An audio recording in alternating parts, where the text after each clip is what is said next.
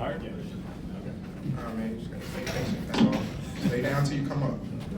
Hey, was it important for you to bounce back today after last week? No, not really. Not for me. We just need to get the win. For me, like I said, something like that last week that's something that's not common for me, and a mishap, something that it'll never happen again. But we just need to get the win. We just got to keep that goal in sight. It's a chance. It's slim, but it's a chance. What does it feel like when you see daylight like that in front of you? Well, I mean, you get excited. Sometimes maybe a little too excited. But when you see that, you get excited, and then you kind of just start analyzing. Okay, where are the defenders? How much room do I have on the sideline? But then once okay, now it's just a foot race. Then once it gets to a certain point, it's like, okay, it's just a foot race. I got to get in there. As you approached the goal line, were you thinking at all, just hold on to it? Just hold on to it? No. No. Okay. It looked like you had some fun with it, though.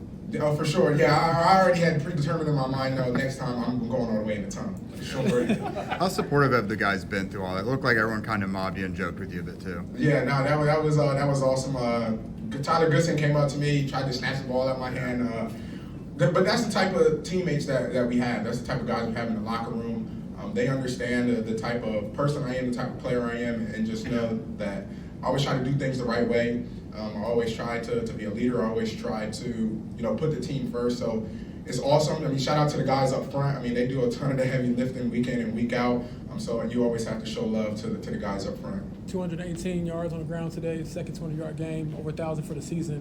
What does it say about just the guys in front of you, like you said, and the guys who switched in front of you throughout the season? I think that's the biggest thing. I know we spoke about it a couple times throughout the season is you got the 5 guys communicating with each other and then the backfield, and then when those guys up front swap around, they have to figure out how to communicate with each other, and now us in the backfield have to figure out how to communicate with those new guys. So just that level of communication throughout the entire week, no matter who's in there, I think that's been the most important thing for us, and I think it showed today. How satisfying is it, though, you have a coach who wants to run you guys that many times and keep going back to it, and that, you see a defense can't really stop it either? It shows the level of trust that he has, but that comes from the week of practice, and then of course ultimately that comes from executing in the game. But the week of practice, executing in the game, and him knowing okay, these guys have put the work in. I see that they're executing at a high level. We're gonna roll with it. How satisfying is it when you guys pop those runs when they kind of know it's coming?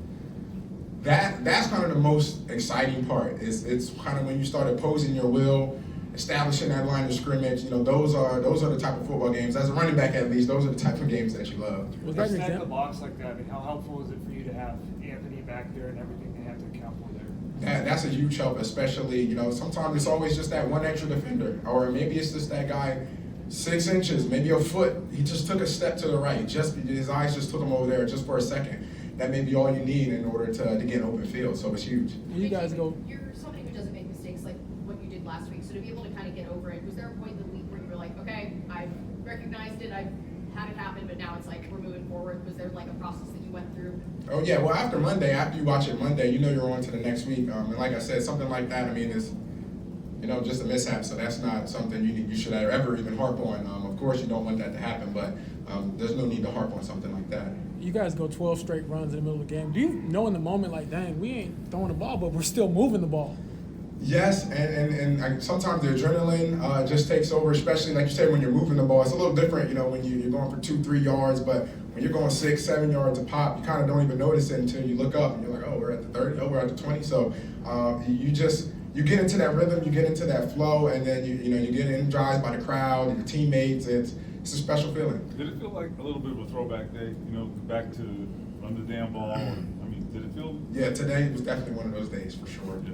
A couple weeks ago, you told us you guys were just there, about to break some big runs, and since then, you and Anthony have had 4 or 5 huge runs. What was it that made you believe that was right around the corner?